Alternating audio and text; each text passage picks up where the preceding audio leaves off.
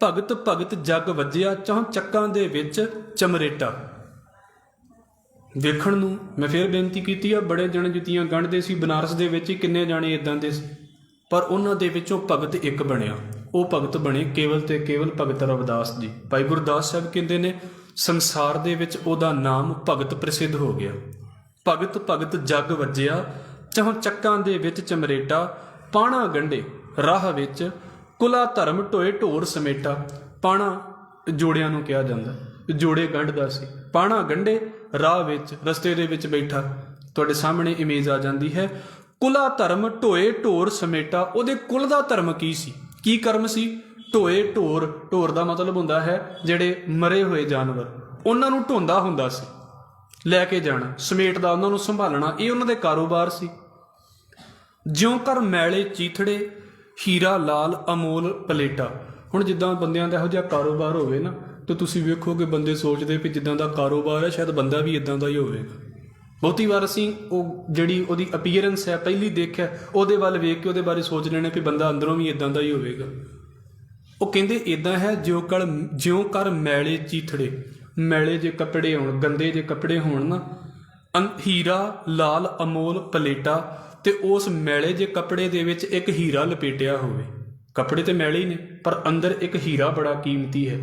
ਕਹਿੰਦੇ ਕੰਮ ਵੱਲ ਵੇਖੋਗੇ ਨਾ, ਤੇ ਬਾਬੇ ਰਵਿਦਾਸ ਦਾ ਕੰਮ ਵੇਖ ਕੇ ਬਹੁਤਿਆਂ ਨੂੰ ਇੰਝ ਆਵੇਗਾ ਵੀ ਲੈ ਇਹ ਕਿਹੜਾ ਕੰਮ ਕਰੀ ਜਾਂਦੇ ਨੇ, ਵੀ ਮਰੇ ਜਾਨਵਰ ਢੋਂਦੇ ਨੇ, ਹਾਲਾਂਕਿ ਉਹਨਾਂ ਦੀ ਕਿਰਤ ਹੈ। ਪਰ ਕਹਿੰਦੇ ਜਦੋਂ ਬਾਬੇ ਰਵਿਦਾਸ ਦੇ ਲਾਗੇ ਬੈਠੋਗੇ ਤੇ ਇੰਝ ਲੱਗੇਗਾ ਵੀ ਏਡੀ ਕੁੱਲ ਦੇ ਵਿੱਚ ਆਹ ਕਿੱਡੇ ਕਮਾਲ ਦਾ ਇੱਕ ਭਗਤ ਜੰਮ ਪਿਆ ਹੈ। ਹੀਰਾ ਲਾਲ ਅਮੋਲ ਪਲੇਟਾ, ਜਿੱਦਾਂ ਮੈਲੇ ਕੱਪੜਿਆਂ ਦੇ ਵਿੱਚ ਇੱਕ ਹੀਰਾ ਰੱਖ ਦਿੱਤਾ ਜਾਵੇ ਤੇ ਹੀਰਾ ਕੀਮਤੀ ਹੋ ਜਾਂਦਾ ਨਾ, ਇਸ ਨੀਵੀਂ ਸਮਝੀ ਜਾਂਦੀ ਕੁੱਲ ਦੇ ਵਿੱਚ ਬਾਬਾ ਰਵਿਦਾਸ ਇਦਾਂ ਦਾ ਹੈ, ਹੀਰਾ ਪੈਦਾ ਹੋ ਗਿਆ ਇਸ ਕੁੱਲ ਦੇ ਵਿੱਚ। ਫਿਰ ਚੌਂ ਵਰਨਾ ਉਪਦੇਸ਼ ਦਾ, ਗਿਆਨ ਧਿਆਨ ਕਰ ਭਗਤ ਸਹੇਟਾ। ਬਾਬਾ ਰਵਿਦਾਸ ਮੰਨੀ ਜਾਂਦੀ ਕੈਟਾਗਰੀ ਦੇ ਵਿੱਚੋਂ ਉਹ ਹੈ ਜਿਨ੍ਹਾਂ ਨੂੰ ਉਪਦੇਸ਼ ਲੈਣ ਦਾ ਵੀ ਹੱਕ ਨਹੀਂ ਹੈ। ਉਪਦੇਸ਼ ਦੇਣ ਦੀ ਤੇ ਗੱਲ ਬੜੀ ਦੂਰ ਦੀ ਆ, ਉਹ ਤੇ ਕਲਾਸ 'ਚ ਨਹੀਂ ਬੈਠ ਸਕਦੇ, ਵੀ ਤੁਸੀਂ ਸੁਣ ਵੀ ਨਹੀਂ ਸਕਦੇ, ਸੁਣਾਉਣ ਦੀ ਤੇ ਗੱਲ ਹੀ ਬੜੀ ਦੂਰ ਦੀ ਹੈ। ਪਰ ਮਾਲਕ ਨੇ ਕਿਰਪਾ ਕੀਤੀ ਚੌਂ ਵਰਨਾ ਉਪਦੇਸ਼ ਦਾ। ਉਹਦੇ ਕੋਲ ਚੌਹਾਂ ਵਰਨਾਂ ਦੇ ਲੋਕ ਆ ਕੇ ਬੈਠਦੇ ਨੇ, ਬ੍ਰਾਹਮਣ ਵੀ ਆ ਕੇ ਬੈਠਦੇ ਨੇ ਵੀ ਬਾਬਾ ਰਵਿਦਾਸ ਦੀ ਗੱਲ ਸੁਣੋ, ਇਹ ਰੱਬ ਦੀ ਗੱਲ ਕਰਦਾ ਹੈ। ਵੈਸ਼ ਖੱਤਰੀ ਸ਼ੂਦਰ ਤੇ ਬੈਠਦੇ ਹੀ ਨੇ। ਚੌਹਾਂ ਵਰਨਾ ਉਪਦੇਸ਼ ਦਾ, ਗਿਆਨ ਧਿਆਨ ਕਰ ਭਗਤ ਸਹੇਟਾ। ਉਹ ਫਿਰ ਕੀ ਹੈ? ਗਿਆਨ ਦੀਆਂ ਗੱਲਾਂ ਅਕਾਲ ਪੁਰਖ ਵਾਹਿਗੁਰੂ ਦੇ ਬਾਰੇ ਦੱਸਦਾ ਹੈ ਲੋਕਾਂ ਨੂੰ, ਧਿਆਨ ਦੀ ਭਾਵ ਕਿ ਭਗਤੀ ਦੀ ਜੁਗਤ ਦੱਸਦਾ ਹੈ। ਇਹ ਬਾਬਾ ਰਵਿਦਾਸ ਹੈ। ਫਿਰ ਇੱਕ ਦਿਨ ਜ਼ਿੰਦਗੀ ਦੇ ਵਿੱਚ ਹੋਰ ਵੀ ਗੱਲ ਵਾਪਰ ਗਈ। ਨਹਾਵਣ ਆਇਆ ਸੰਗ ਮਿਲ, ਬਨਾਰਸ ਕਰ ਗੰਗਾ ਥੇਟਾ। ਤੁਸੀਂ ਹੁਣ ਵੀ ਵੇਖੋ, ਆ ਇੱਕ ਦਿਨ ਹੁਣ ਵੀ ਨਿਕਲ ਕੇ ਗਿਆ ਜਿਹਨੂੰ ਮਕਰ ਸੰਕ੍ਰਾਂਤੀ ਦਾ ਦਿਨ ਕਿਹਾ ਜਾਂਦਾ। ਲੋਕੀ ਵੱਖ-ਵੱਖ ਨਦੀਆਂ ਦੇ ਉੱਤੇ ਨਹਾਉਣ ਨੂੰ ਬੜਾ ਪਵਿੱਤਰ ਮੰਨਦੇ ਨੇ। ਤੇ ਇਦਾਂ ਗੰਗਾ ਨਦੀ ਦੇ ਉੱਤੇ ਜਥੇ ਬਣਾ ਕੇ ਲੋਕ ਇਸ਼ਨਾਨ ਕਰਨ ਦੇ ਲਈ ਜਾਂਦੇ ਹੁੰਦੇ ਸੀ, ਕਿਉਂਕਿ ਬਾਬਾ ਰਵਿਦਾਸ ਤੇ ਬਨਾਰਸ ਦੇ ਰਹਿਣ ਵਾਲੇ ਸੀ। ਉਸ ਬਨਾਰਸ ਦੇ ਵਿੱਚ ਇੱਕ ਜਥਾ ਆਇਆ, ਗਰੁੱਪ ਆਇਆ ਗੰਗਾ ਦਾ ਇਸ਼ਨਾਨ ਕਰਨ ਦੇ ਲਈ ਸੀ। ਨਹਾਵਣ ਆਇਆ ਸੰਗ ਮਿਲ, ਬਨਾਰਸ ਕਰ ਗੰਗਾ ਬੇਟਾ, ਗੰਗਾ ਥੇਟਾ। ਉਹ ਗੰਗਾ ਦੇ ਉੱਤੇ ਜਿਹੜਾ ਸੀ ਉਹ ਆਏ ਸੀ ਵੀ ਇਸ਼ਨਾਨ ਕਰੀਏ। ਉਹ ਜਥਾ ਆਇਆ, ਕੱਢ ਕਸੀਰਾ ਸੌਂਪਿਆ, ਰਵਿਦਾਸ ਹੈ ਗੰਗਾ ਦੀ ਭੇਟਾ। ਹੁਣ ਕਹਿੰਦੇ ਨੇ ਵੀ ਇਸ ਸਾਖੀ ਨੂੰ ਪਹਿਲਾਂ ਚਲੋ ਅਸੀਂ ਅਰਥ ਕਲੀਅਰ ਕਰ ਲਈਏ, ਫਿਰ ਇਹਨਾਂ ਦੇ ਅਗਲੇ ਭਾਵ ਕੀ ਨੇ ਉਹ ਗੱਲ ਸਮਝ ਆ ਜਾਵੇਗੀ। ਕਹਿੰਦੇ ਵੀ ਬਾਬਾ ਰਵਿਦਾਸ ਦੇ ਕੋਲ ਉਹ ਜਥਾ ਆ ਕੇ ਬੈਠਿਆ ਤੇ ਜਥਾ ਤੇ ਅੱਗੇ ਚੱਲ ਜਾਣਾ ਸੀ, ਤੇ ਬਾਬੇ ਰਵਿਦਾਸ ਨੇ ਆਪਣੇ ਕੋਲੋਂ ਇੱਕ ਭੇਟਾ ਕੱਢ ਕੇ ਦੇ ਦਿੱਤੀ ਵੀ ਆਹ ਜਿਹੜਾ ਧੇਲਾ ਹੈ ਨਾ, ਕੁਝ ਪੈਸਾ ਹੋਵੇਗਾ, ਕੋਈ ਸਿੱਕਾ, ਜੋ ਵੀ ਉਹਨਾਂ ਦੇ ਕੋਲ ਹੋਵੇਗਾ, ਉਹ ਰੱਖ ਦਿੱਤਾ ਵੀ ਜਥੇ ਨੂੰ ਕਹਿ ਦਿੱਤਾ ਵੀ ਆਹ ਤੁਸੀਂ ਲੈ ਜਿਓ ਉੱਥੇ। ਰਵਿਦਾਸ ਹੈ ਗੰਗਾ ਦੀ ਭੇਟਾ, ਮੰਨਿਆ ਜਾਂਦਾ ਵੀ ਗੰਗਾ ਦੀ ਭੇਟ ਦੇਣਾ ਹੈ। ਪਹਿਲਾਂ ਅਸੀਂ ਅਰਥ ਕਰਦੇ ਪਏ ਹਾਂ, ਫਿਰ ਅਸੀਂ ਵਿਚਾਰਾਂਗੇ ਵੀ ਇਹਦਾ ਭਾਵ ਕੀ ਹੈ। ਲੱਗਾ ਪੁਰਬ ਅਬੀਚ ਦਾ, ਡਿੱਠਾ ਚਲਤ ਅਚਰਜ ਅਮੇਟਾ। ਹੁਣ ਜਿਹੜਾ ਉਹ ਸੰਗ ਆਇਆ ਸੀ ਨਾ, ਕਿਸੇ ਖਾਸ ਮੇਲੇ ਦੇ ਉੱਤੇ ਆਇਆ ਸੀ। ਤੁਸੀਂ ਵੇਖੋ ਜਿੱਦਾਂ ਗੁਰਦੁਆਰਾ ਸਾਹਿਬਾਨ ਦੇ ਵਿੱਚ ਮੱਸਿਆ ਵਾਲੇ ਦਿਨ ਲੋਕ ਜ਼ਿਆਦਾ ਹੁੰਦੇ ਨੇ ਨਾਰਮਲ ਦਿਨਾਂ ਦੇ ਨਾਲ, ਉਦੋਂ ਉਹ ਮੇਲਾ ਲੱਗਾ ਹੋਇਆ ਸੀ, ਖਾਸ ਦਿਨ ਸੀ, ਇਸ ਕਰਕੇ ਸੰਗਤ ਹੋਰ ਵੀ ਬਹੁਤ ਉੱਥੇ ਆਈ ਹੋਈ ਸੀ ਗੰਗਾ ਦੇ ਕੰਢੇ ਦੇ ਉੱਤੇ। ਲੱਗਾ ਪੁਰਬ ਅਬੀਚ ਦਾ, ਡਿੱਠਾ ਚਲਤ ਅਚਰਜ ਅਮੇਟਾ, ਲਿਆ ਕਸੀਰਾ ਹੱਥ ਕੱਢ, ਸੂਤ ਇੱਕ ਜਿਉਂ ਤਾਣਾ ਪੇਟਾ। ਹੁਣ ਅੱਖਰੀ ਅਰਥ ਇਹ ਕਹਿੰਦੇ ਨੇ ਵੀ ਜਿਸ ਜਥੇ ਨੂੰ ਬਾਬਾ ਰਵਿਦਾਸ ਨੇ ਸਿੱਕਾ ਦੇ ਕੇ ਭੇਜਿਆ ਸੀ, ਧੇਲਾ ਦੇ ਕੇ ਭੇਜਿਆ ਸੀ ਨਾ, ਤੇ ਜਦੋਂ ਉਹਨਾਂ ਨੇ ਉਹ ਅਰਪਣ ਕਰਨਾ ਸੀ ਤੇ ਗੰਗਾ ਨੇ ਹੱਥ ਕੱਢ ਕੇ ਤੇ ਉਹ ਸਿੱਕਾ ਲਿਆ। ਇਹ ਅੱਖਰੀ ਅਰਥ ਨੇ। ਤੇ ਇਦਾਂ ਹੈ ਵੀ ਸੂਤ ਇੱਕ ਜਿਉਂ ਤਾਣਾ ਪੇਟਾ, ਤੇ ਰੱਬ ਦੇ ਨਾਲ ਰਵਿਦਾਸ ਜੀ ਇਦਾਂ ਇੱਕਮਿਕ ਨੇ। ਜਿੱਦਾਂ ਸਾਡਾ ਕੱਪੜਾ ਤੇ ਇੱਕ ਹੀ ਹੁੰਦਾ, ਧਾਗਾ ਤੇ ਇੱਕ ਹੀ ਹੁੰਦਾ, ਪਰ ਇਹਦੇ ਵਿੱਚ ਦੋ ਤਰੀਕੇ ਦਾ ਹੁੰਦਾ ਹੈ ਧਾਗਾ। ਜਦੋਂ ਕੱਪੜਾ ਬੁਣਿਆ ਜਾਂਦਾ ਹੈ ਵੀ ਇੱਕ ਰਾਈਟ ਟੂ ਲੈਫਟ ਹੁੰਦਾ ਤੇ ਇੱਕ ਅਪ ਟੂ ਡਾਊਨ ਹੁੰਦਾ, ਜਿਹਨੂੰ ਤਾਣਾ ਪੇਟਾ ਕਿਹਾ ਜਾਂਦਾ। ਕੱਪੜਾ ਤੇ ਇੱਕ ਹੀ ਹੁੰਦਾ ਹੈ। ਰੱਬ ਦੇ ਨਾਲ ਰਵਿਦਾਸ ਜੀ ਇਦਾਂ ਮਿਲੇ ਹੋਏ ਨੇ, ਤੇ ਜਿਹੜੀ ਉਹਨਾਂ ਨੇ ਭੇਟਾ ਦਿੱਤੀ ਸੀ ਨਾ, ਉਹ ਭੇਟਾ ਜਿਹੜੀ ਹੈ ਉਹ ਕੀ ਹੈ ਕਿ ਉਹ ਗੰਗਾ ਨੇ ਕਹਿੰਦੇ ਵੀ ਹੱਥ ਆਪ ਫੈਲਾ ਕੇ ਤੇ ਮੰਗ ਲਈ। ਹੁਣ ਕੀ ਹੈ, ਭਗਤ ਜਨਾ ਹਰ ਮਾਂ ਪਿਓ ਬੇਟਾ, ਵੀ ਰੱਬ ਜਿਹੜਾ ਹੈ ਉਹ ਰੱਬ ਦੇ ਭਗਤਾਂ ਦੇ ਲਈ ਹਰੀ ਹੈ, ਮਾਂ ਪਿਓ ਦੀ ਥਾਂ ਦੇ ਉੱਤੇ ਵੀ ਹੈ, ਰਿਸ਼ਤੇਦਾਰਾਂ ਦੀ ਥਾਂ ਦੇ ਉੱਤੇ ਵੀ ਹੈ, ਤੇ ਪਰਿਵਾਰ ਦੀ ਥਾਂ ਦੇ ਉੱਤੇ ਵੀ ਹੈ। ਇਹ ਅੱਖਰੀ ਅਰਥ ਨੇ। ਹੁਣ ਇੱਕ ਸਵਾਲ ਹੈ, ਇਹਨੂੰ ਸਮਝਿਓ, ਜਿਹਨੂੰ ਸਾਡੇ ਪੜ੍ਹਾਉਣ ਵਿੱਚ ਇਦਾਂ ਕਿਹਾ ਜਾਂਦਾ ਵੀ ਰੀਡ ਬਿਟਵੀਨ ਲਾਈਨਸ।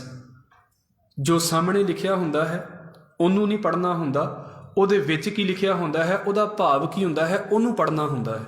ਔਰ ਜਿਹੜੇ ਬੰਦਿਆਂ ਨੂੰ ਇਹ ਨਹੀਂ ਪੜ੍ਹਨਾ ਆਉਂਦਾ, ਉਹ ਅੱਖਰੀ ਅਰਥਾਂ ਦੇ ਵਿੱਚ ਖੁੱਭ ਜਾਂਦੇ ਨੇ ਤੇ ਫਸ ਜਾਂਦੇ ਨੇ।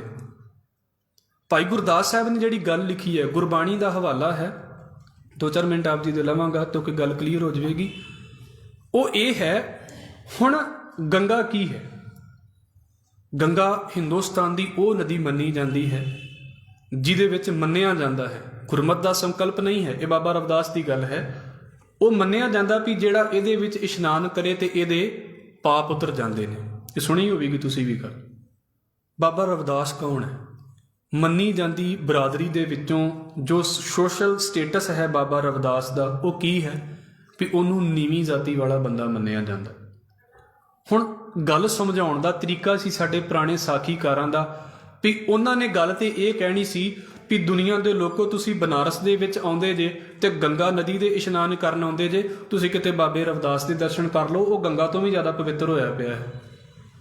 ਹੁਣ ਲੋਕਾਂ ਨੂੰ ਐਦਾਂ ਕਹਿੰਦੇ ਨਾ ਵੀ ਬਾਬੇ ਰਵਿਦਾਸ ਦੇ ਕੋਲੋਂ ਦਰਸ਼ਨ ਕਰ ਲਿਆ ਕਰੋ, ਤੁਹਾਡਾ ਗੰਗਾ ਨਦੀ ਦੇ ਵਿੱਚ ਨਹਾਉਣ ਤੋਂ ਵੀ ਚੰਗਾ ਕੰਮ ਹੈ ਵੀ ਤੁਸੀਂ ਬਾਬੇ ਰਵਿਦਾਸ ਦੇ ਕੋਲ ਬੈਠੋ। ਲੋਕਾਂ ਨੇ ਮੰਨਣਾ ਹੀ ਨਹੀਂ ਸੀ, ਕਿਉਂਕਿ ਲੋਕਾਂ ਨੂੰ ਫਿਰ ਸਮਝਾਇਆ ਉਹਨਾਂ ਨੇ। ਗੰਗਾ ਦੇ ਹੱਥ ਦੇ ਵਿੱਚੋਂ ਭੇਟਾ ਲੈਣ ਦਾ ਮਤਲਬ ਇਹ ਸੀ ਵੀ ਤੁਸੀਂ ਮੇਰੇ ਕੋਲ ਆਉਂਦੇ ਜੇ ਤੇ ਮੈਂ ਵੇਖੋ ਆਪਣੇ ਭਗਤ ਦਾ ਕਿੰਨਾ ਸਤਿਕਾਰ ਕਰਦੀ ਹਾਂ। ਤੁਸੀਂ ਬਨਾਰਸ ਦੇ ਵਿੱਚ ਗੰਗਾ ਦੇ ਵਿੱਚ ਆਏ ਜੇ, ਇਸੇ ਬਨਾਰਸ ਦੇ ਵਿੱਚ ਰਵਿਦਾਸ ਰਹਿ ਰਿਹਾ ਹੈ, ਤੁਸੀਂ ਉਹਦੇ ਵੱਲ ਕਿਉਂ ਨਹੀਂ ਜਾਂਦੇ? ਤੁਸੀਂ ਉਹਦੇ ਕੋਲ ਹੋਵੋ। ਕੀ ਤੀਰਥ ਅਸਥਾਨ ਵੀ ਜਿਹੜੇ ਨੇ ਉਹ ਭਗਤ ਦੀ ਰਿਸਪੈਕਟ ਕਰਦੇ ਨੇ। ਹੁਣ ਇਹਨੂੰ ਗੁਰਬਾਣੀ ਨੇ ਕਿੱਦਾਂ ਬੋਲਿਆ ਹੈ? ਸਤਿਗੁਰੂ ਕਹਿੰਦੇ ਨੇ, ਗੰਗਾ ਜਮਨਾ ਗੋਦਾਵਰੀ ਸਰਸਵਤੀ ਤੇ ਕਰੈ ਉਦਮ ਧੂਰ ਸਾਧੂ ਕੀ ਤਾਈ।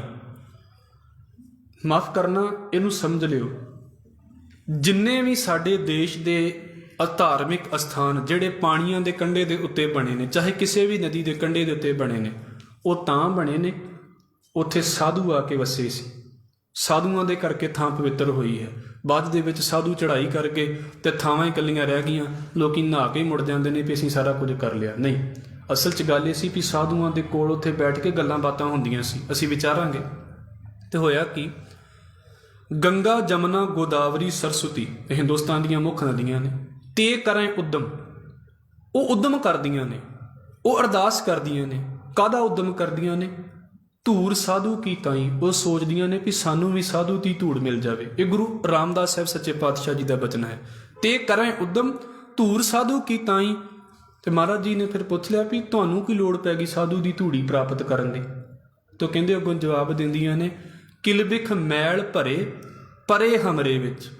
ਵੀ ਦੁਨੀਆ ਦੇ ਲੋਕ ਜਿਹੜੇ ਨੇ ਨਾ, ਉਹ ਪਾਪਾਂ ਦੇ ਨਾਲ ਮੈਲਾਂ ਦੇ ਨਾਲ ਭਰੇ ਹੋਏ ਸਾਡੇ ਵਿੱਚ ਆ ਕੇ ਇਸ਼ਨਾਨ ਕਰ ਜਾਂਦੇ ਨੇ। ਵੀ ਉਹਨਾਂ ਨੂੰ ਇੰਝ ਲੱਗਦਾ ਵੀ ਇੱਥੇ ਆ ਕੇ ਇਸ਼ਨਾਨ ਕਰਾਂਗੇ ਤੇ ਸਾਡੇ ਪਾਪ ਧੋਤੇ ਜਾਂਦੇ ਨੇ। ਕਿਲਬਿਖ ਮੈਲ ਭਰੇ ਪਰੇ ਹਮਰੇ ਵਿੱਚ। ਹੁਣ ਜਿੰਨੀ ਉਹਨਾਂ ਨੇ ਤੇ ਆਪਣੇ ਵੱਲੋਂ ਮੈਲ ਲਾਤੀ ਹੈ ਨਾ, ਵੀ ਗੰਗਾ ਨਦੀ ਦੇ ਵਿੱਚ ਜਾਂ ਦੂਜੀਆਂ ਨਦੀਆਂ ਜਿਹੜੀਆਂ ਨੇ ਉਹਨਾਂ ਦੀ ਮੈਲ ਸਾਰੀ ਉੱਥੇ ਪਹੁੰਚ ਗਈ। ਵੀ ਲੋਕਾਂ ਦੇ ਸੁਰਖਰੂ ਹੋ ਗਏ ਵੀ ਆਪਾਂ ਮੈਲ ਲਾ ਲਈ ਹੈ, ਤੇ ਜਿਹੜੀ ਉੱਥੇ ਮੈਲ ਜਮ੍ਹਾਂ ਹੋਈ ਹੈ ਉਹ ਕਿੰਨੇ ਧੋਣੀ ਸੀ? ਕਿਲਬਿਖ ਮੈਲ ਭਰੇ ਪਰੇ ਹਮਰੇ ਵਿੱਚ, ਹਮਰੀ ਮੈਲ ਸਾਧੂ ਕੀ ਧੂਰ ਗਵਾਈ।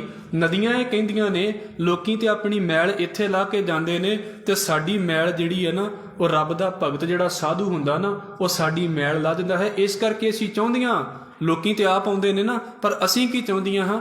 ਅਸੀਂ ਇਹ ਚਾਹੁੰਦੀਆਂ ਵੀ ਸਾਧੂ ਇੱਥੇ ਆ ਕੇ ਵਸੇ ਤਾਂ ਕਿ ਸਾਡੀ ਮੈਲ ਦੂਰ ਹੋ ਜਾਵੇ। ਕਿਲਬਿਖ ਮੈਲ ਭਰੇ ਪਰੇ ਹਮਰੇ ਵਿੱਚ, ਹਮਰੀ ਮੈਲ ਸਾਧੂ ਕੀ ਧੂਰ ਗਵਾਈ।